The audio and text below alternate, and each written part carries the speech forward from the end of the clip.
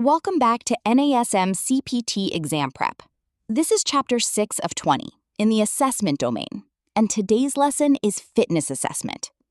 Before we ever ask a client to move, squat, or lift anything, there's a whole layer of information a trainer needs to gather first. Health risk screening, vitals, body composition, and static posture. Think of this as the intake layer, everything that happens before any movement assessment begins. By the end of this lesson, you'll be able to do 4 things.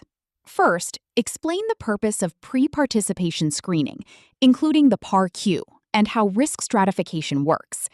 Second, identify what resting heart rate and blood pressure actually tell a trainer, and just as importantly, when it's time to refer a client out to a physician. Third, compare 4 different body composition assessment methods and understand the trade-offs between them. And fourth, describe static posture assessment and see how it connects directly to the dynamic OHSA you'll learn in Lesson 13. Keep that last one in mind. It's going to tie this whole lesson together. Let's start with a reframe. Most students assume assessment begins with the overhead squat, but that's actually not where it starts. Movement screens, like the OHSA, are excellent at revealing compensation patterns, but they can't tell you whether a client is medically ready to exercise at all. There's an earlier layer that comes first: health risk screening, vitals, and body composition. All of this happens before a client does a single rep. And here's the key idea to hold on to.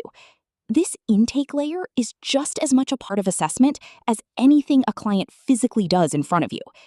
So the real sequence is screening and vitals first, static posture second, and dynamic movement, the OHSA, third. Before you prescribe anything, you need to screen. There are 3 components here. The first is the PAR-Q, a short, standardized questionnaire.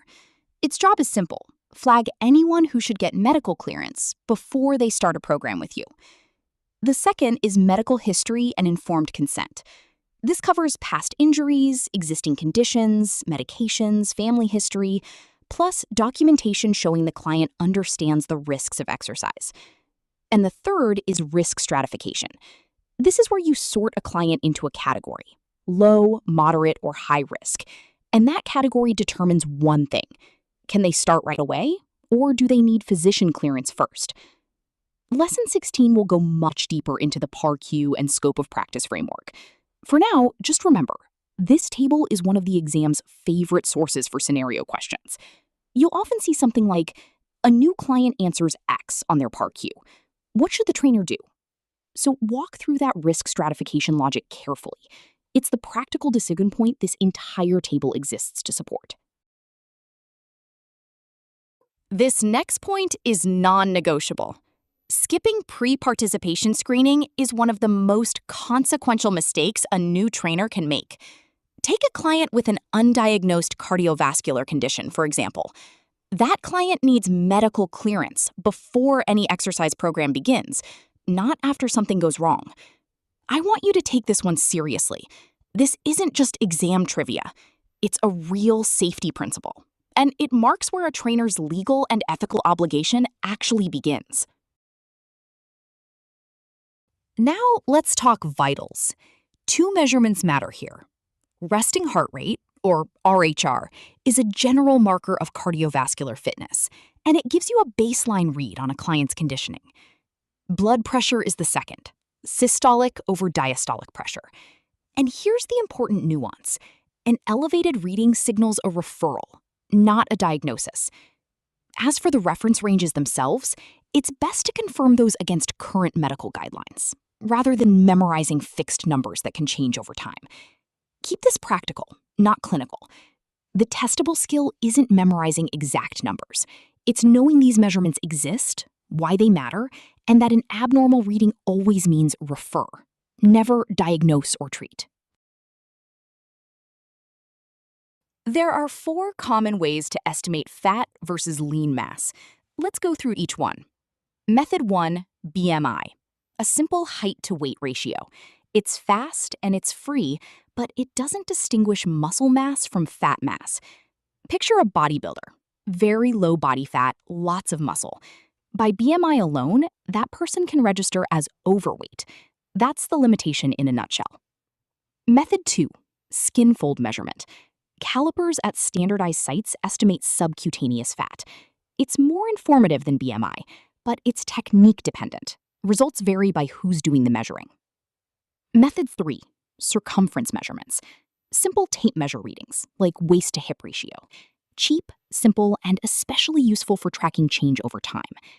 And method 4, bioelectrical impedance, or BIA. This estimates composition from electrical resistance through tissue. It's convenient, but it's also hydration sensitive, which can throw off the reading. So as you compare these four, think about the trade-off between accuracy, cost, and convenience. That trade-off is really the concept being tested here, not just memorizing the method names. Now, let's introduce a set of 5 checkpoints that you'll use for the rest of this course. Static posture assessment scans 5 regions from the ground up: foot and ankle, knee, LPHC, shoulders and thoracic spine, head and neck. These are the kinetic chain checkpoints used in every NASM assessment.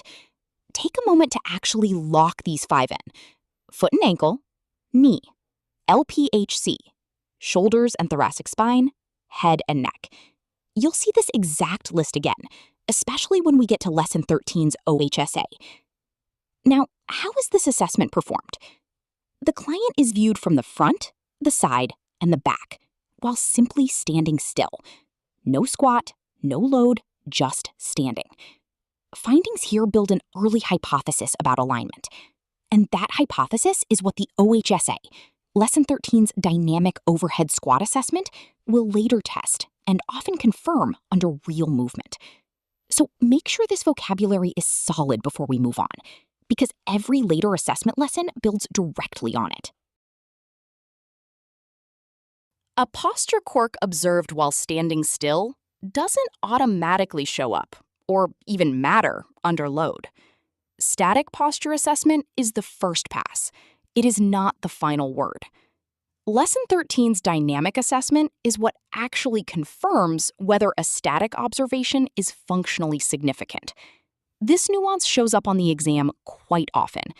You'll see a question present a static finding and ask what to do next, and the correct answer is almost always confirm with a dynamic assessment, not immediately correct it. Keep that distinction sharp in your mind. Let's check your understanding. Question: what does risk stratification determine? Take a second and think it through.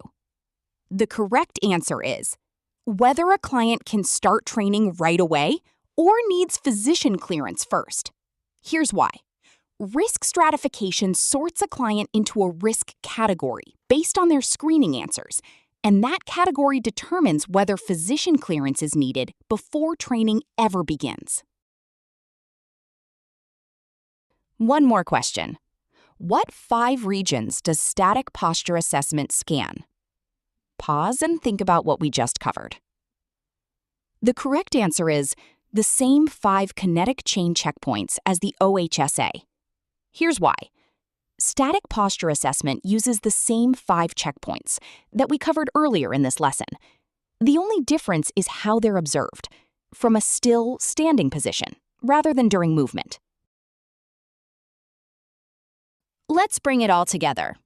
Assessment starts before a client ever moves, with health risk screening, vitals, and body composition.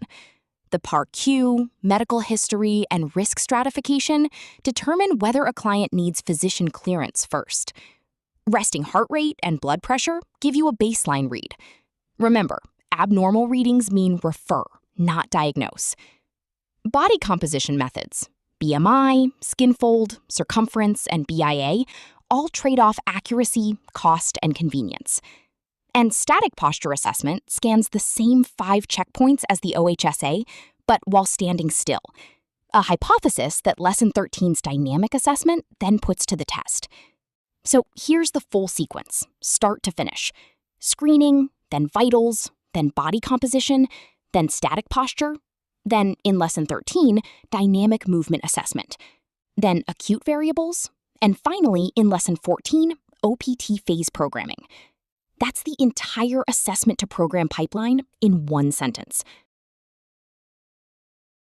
Great work getting through Lesson 6. Next up is Lesson 7, Flexibility Training Concepts. We'll cover the neuromuscular mechanisms behind stretching and walk through the flexibility continuum. See you there.